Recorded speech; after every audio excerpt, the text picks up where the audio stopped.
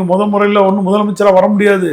நீங்க என்னதான் விசிலடிச்சாங்க, மக்கள் பண்ணாங்க, அப்படி இப்படி நீங்க சொன்னா கூட அரசியல்ல அவர் ஒரு குறிக்கோளை கரெக்டா காய் நிறுத்திருக்காரு. நீங்க இப்பவும் கூட அவர் போய் பார்க்கிற தலைவர்ஸ் வீடு வீடா போய் பார்க்கறதெல்லாம் இதுலயும் 100% அரசியல் இருக்கு.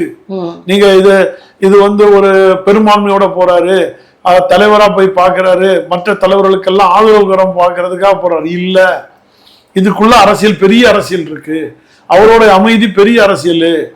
அமைதியான கடல் சுனாமி போனது, எப்போ வரும்போது அது பெருசா அடிக்கும். கடல் கொந்தளிச்சா சுனாமி ஆயிரும். அவர் கொந்தளிக்க அமைதியா பாக்குறாரு. நீங்க நல்லா புரிஞ்சிருங்க. அவரு நீங்க சாதாரணமா ஒரு தாவேகா தலைவர் விஜய நீங்க கடந்து போக முடியாது. தமிழ்நாட்டுல ஒரு பெரிய சக்தி நான் இப்பவும் சொல்றேன். எல்லாரும் என்னங்க இது ஒரு மாயல்ல விசில் அடிச்சுட்டாங்க, ஊதிட்டாங்க, போட்டுட்டாங்க, கிடையாது. அதெல்லாம் ஆதரவுகரம். ஆனா அவர்கிட்ட இருக்கிற அரசியல் யுக்தி வேற விதம். அது நீங்க புரிஞ்சுக்க. அதிரடியான நடவடிக்கைகள் 717 டாஸ்மாக் அடிச்சாரா நீங்க நல்லா புரிஞ்சுங்க. தமிழ்நாடு எடுத்த எடுப்புல நான் இதை செய்யறேன், 2500 ரூபாய்க்கு இது பண்றேன், அதெல்லாம் மக்கள் எல்லாம் சொன்னாங்க.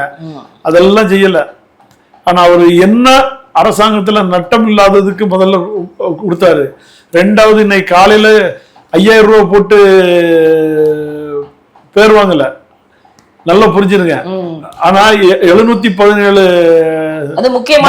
மதுக்கரைய 500 மீட்டர் சுற்றோளம், பள்ளி, கல்லூரி, கோவில் வளாகங்கள்ல 500 மீட்டர் 717 கடை அடைப்பு.